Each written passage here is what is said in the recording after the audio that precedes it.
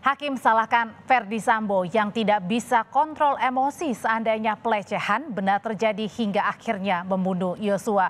Sambo bahkan kali ini bilang ini lebih sadis dari pelecehan. Kita bahas bersama pengacara Yosua, Martin Simanjuntak, dan pengamat hukum pidana, Prof. Hipnu Nugroho. Selamat petang, Bapak-Bapak.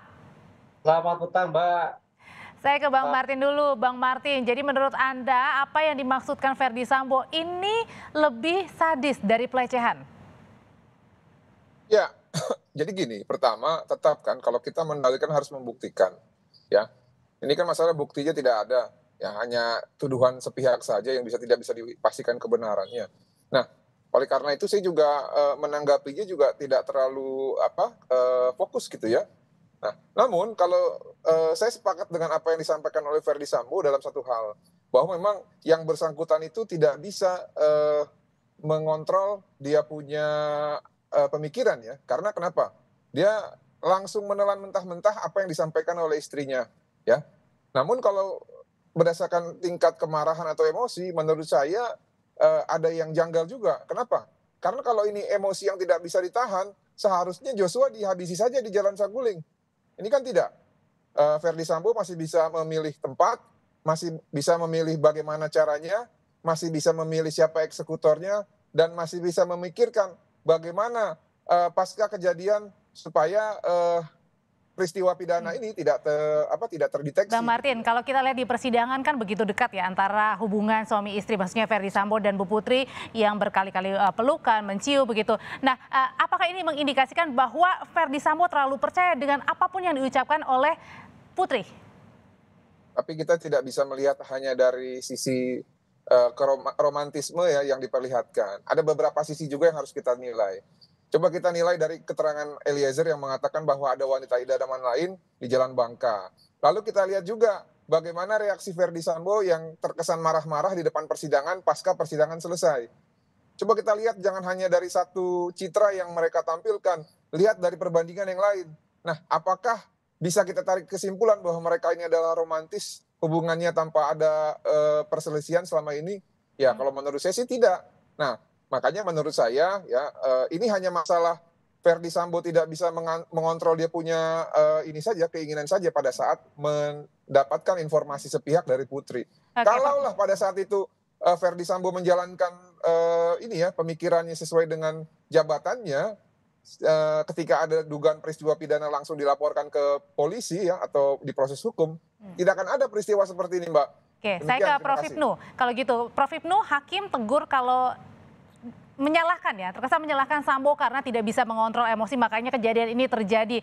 Apakah satu-satunya yang paling kuat adalah karena tidak bisa kontrol emosi menyebabkan seseorang berpikir tidak wajar sehingga bisa menyebabkan pembunuhan, bahkan direncanakan? Ya, saya kira itu sebagai bentuk ungkapan untuk sebagai alasan pemaaf nanti. Arahnya ke sana. Karena kalau kita lihat bahwa beliau adalah seorang pimpinan kepolisian, penegak hukum, kan gitu kan. Sehingga sebagai pimpinan itu kontrol itu penting. Satu, harus mampu, apapun yang dilakukan mampu. Yang kedua, ini kan kesaksian mendengar dari orang lain walaupun istri, ini kan pendengaran. Jadi harusnya melihat bahwa ada buktinya enggak. Buktinya jelas. Tidak cross check maksudnya?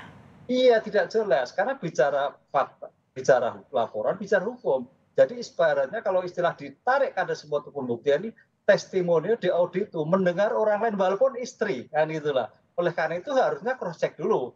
Kalau kalibernya sebagai penegak hukum tidak sekelas berbicara seperti itu, tidak langsung percaya. Inilah yang menjadikan pembelajaran semua orang saya kira ketika mendengar laporan sekalipun istri, sekalipun anak harus kontrol. Buktinya apa? Kan gitu. Contoh kalau pelecehan, perkosaan itu suatu yang berbeda, Mbak. Kalau pelecehan itu cukup sentuhan, siulan, getaran tubuh. Tapi kalau perkosaan, waduh, ada penetrasi. Betulkah ada penetrasi? Buktinya apa? Kan gitu. Ini yang suatu yang harus diambil hikmahnya ketika seorang penegak hukum, bukan suami lah ini penegak kalau hukum. Kalau pelecehan sendiri bisa dibuktikan paling kuatnya dengan apa, Prof? Ya, psikis. Karena memang agak sulit. Sentuhan itu seperti apa? Karena bersifat pribadi sekali kalau pelecehan itu. Kan ada psikis, ada sentuhan, ada siulan.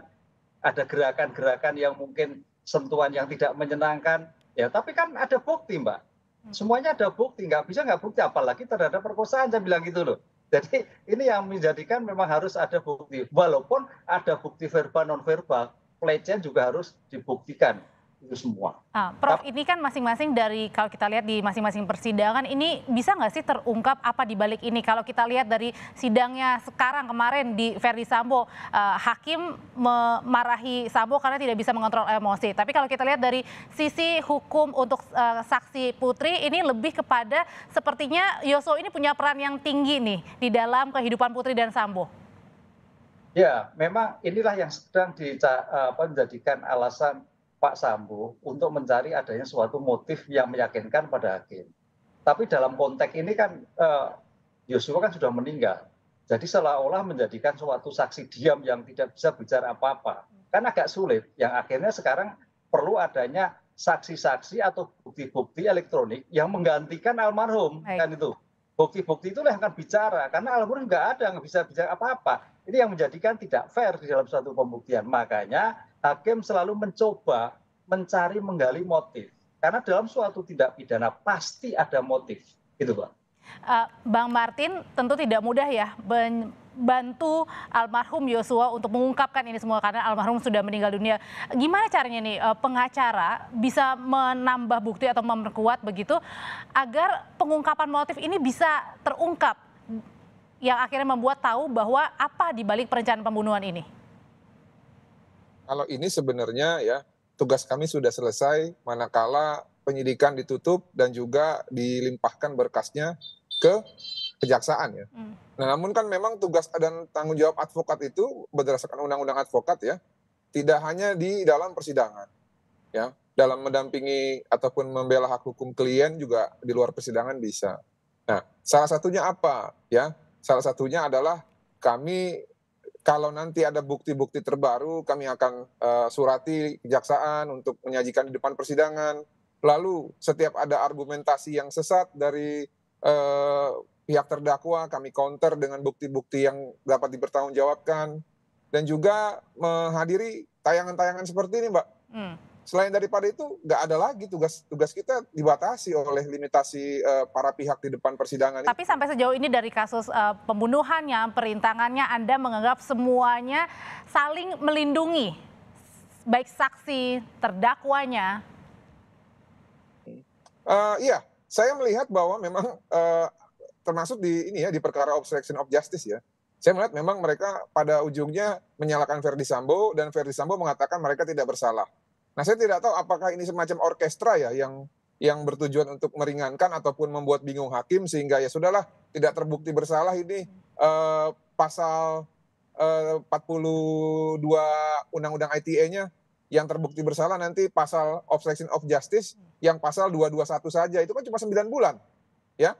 Nah, saya tidak tahu apakah ke arah sana atau bagaimana ya silakan saja nanti. Tapi kalau pada perkara 340 saya pikir motif sudah terang benderang ya. Terus rencananya juga sudah terang benderang. Siapa pelaku utamanya juga ada beberapa terdakwa yang terindikasi melakukan terang benderangnya yang Anda maksud adalah motifnya? Motifnya nanti aja lah pada saat putusan, saya juga nggak enak menyampaikan. Prof silakan. Ya. Prof silakan Prof.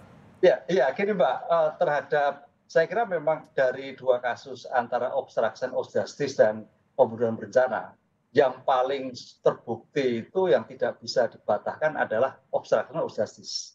Karena ada 3 unsur yang harus dipenuhi di dalam suatu proses. Unsur pertama itu kan, ini kan sebenarnya penegak hukum semua Mbak. Jadi unsur adanya pending judicial proceeding. Ada maksud pending judicial proceeding itu artinya judicial suatu peradilan itu supaya tertunda. Terbukti sejak awal, barang bukti hilang, dirusak, kemudian korban pun juga sampai ekshumasi yang kedua. Itu yang pertama. Yang kedua, ini yang penting, unsur yang kedua. Ada pengetahuan. Knowledge of judicial proceeding. Nah, disinilah maka para obstruction of justice tahu bahwa itu adalah yang dilarang. Apalagi bagaimana dia sebagai penegak hukum melakukan suatu kegiatan bahwa perbuatan itu merusak barang bukti. Tapi karena sudah ketangkap, sudah ketahuan, makanya mereka berlindung di balik perintah. Iya, itu harus sadar, ini harus sadar. Sadar itu harus jelas gitu loh. Tapi kalau dibalik perlindungan perintah dari Sambo ini bisakah diringankan? Ya tidak Mbak. Karena tidak ada dalam hukum pidana tidak ada pertanggungjawaban pengganti, Mbak. Tapi Karena yang tetap paling berat adalah Verdi Sambo di sini. Oh iya, pasti. Makanya dari 2 dakwaan itu, peristiwa hukum itu, pembunuhan berencana adalah Verdi Sambo dan sudah diakui. Obstruction of justice juga sudah diakui. Kalau obstruction of justice-nya sudah mulai ketahuan runutannya, siapa-siapa saja yang terlibat, meskipun berlindung ya di balik perintah Sambo.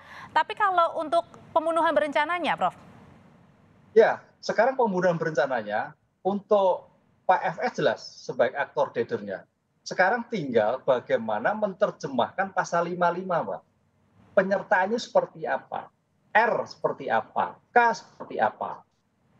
E seperti apa dan sebagainya. Ini yang dilakukan. Sehingga makanya kemarin ada suatu pembelaan di sebuah pribadi bahwa R itu nggak tahu apa-apa. Oke lah nggak tahu apa-apa. Tapi kan ada suatu pembiaran, ada suatu peristiwa hukum akan melakukan suatu kejahatan pembunuhan. Kenapa tidak berani menghentikan? Kenapa tidak berani menyampaikan pemberitahuan? Di persidangan kan sudah harus seperti itu. Demikian juga K. Kenapa tidak sampai suatu memberikan? Tidak sampai mencegah dan sebagainya. Inilah yang harus dipahami kita bersama. Ketika ada suatu keberanian delik pembiaran itu masuk suatu kejahatan, Mbak. Bang Martin, silakan. Saya setuju bahwa memang seluruh pihak yang ada di situ bertanggung jawab, ya. Nah, namun nanti yang dispesialkan siapa? Ya, yang pasti yang menjadi justice kolaborator. Kalau yang tidak menjadi justice kolaborator kan berarti dianggap adalah bagian dari para pelaku utama. Nah, mengenai Ricky Rizal, ya sebenarnya masih belum terlambat buat yang bersangkutan, ya. Manakala kemarin yang bersangkutan mendapatkan insentif, ya, dengan didukung bahwa keterangannya tidak melihat Verdi Sambo menembak itu dinyatakan benar gitu ya melalui mesin poligraf. Walaupun awalnya saya curiga tidak benar, ya ketika didukung dengan bukti yang lain yang sahih, ya terpaksa saya percaya. Nah, soalnya pada saat itu kan dia bertentangan dengan keterangan Adjan Romer, ya. Tapi itu lain soal lah. Nah, makanya saya menghimbau pada saat pemeriksaan terdakwa nanti lebih lagi lah dijujurkan supaya siapa tahu nanti Ricky yang pada saat posisi penembakan itu tidak memberitahukan kepada Joshua, tidak menghalau upaya penembakan dan tidak melapor kepada atasan Pak Verdi Sambo, itu bisa mendapatkan keringanan juga. Demikian. Bang Martin, ini kan kalau minggu depan direncanakan kan saling bersaksi ya, Putri direncanakan bersaksi untuk Sambo maupun juga sebaliknya. Kalau yang Anda lihat ini ya akan ada fakta-fakta dalam tanda kutip yang cerita-cerita jualan laikah atau gimana nih? Ya, kalau dalam posisi Putri memberikan kesaksian kepada Verdi Sambo, menurut saya ini tidak perlu diperhitungkan ya, karena memang hasilnya kita sudah tahu apa yang akan mereka sampaikan. Mereka hanya akan saling menguatkan pembelaannya masing-masing. Artinya bisa saling, jadi, sudah terbaca sebelum sidang itu dilakukan gitu maksudnya, Bung Martin? Betul. Jadi tidak perlu ada yang kita perhatikan secara khusus. Baik, terakhir Prof itu singkat dari persidangan besok nanti yang PC akan bersaksi Sambo dan sebaliknya? Ya, kalau PC nggak mungkin sebagai saksi atas Sambo. Karena di dalam undang-undang bahwa seseorang itu harus meninggalkan sebagai saksi ketika ada suatu hubungan darah, hubungan keluarga, atau suami istri walaupun sudah bercerai. Bukan semua istri. Jadi makanya untuk PC tidak mungkin menjadi saksi FS juga tidak mungkin menjadi PC. Ini yang harus dipahami nanti. Terakhir terhadap lain bisa menjadi saksi. Lah, terakhir Mbak, karena ini sudah suatu pembuktian, ya terbuka semuanya saya kira. Karena nanti hakim akan menilai mana yang objektif, mana yang memperlancar persidangan, mana yang memberikan kontribusi. Walaupun bukan GC, tapi ketika di dalam persidangan itu memberikan kontribusi dalam suatu persidangan, saya kira hakim akan melihat suatu berat ringannya suatu. Terima kasih Prof Hipnu Nugroho, pengamat hukum pidana, dan Martin Simanjuntak, pengacara Yosua sudah berbagi informasi di Kompas Petang mengenai pembunuhan berencana Yosua maupun perintangan penyidikannya. Sehat selalu.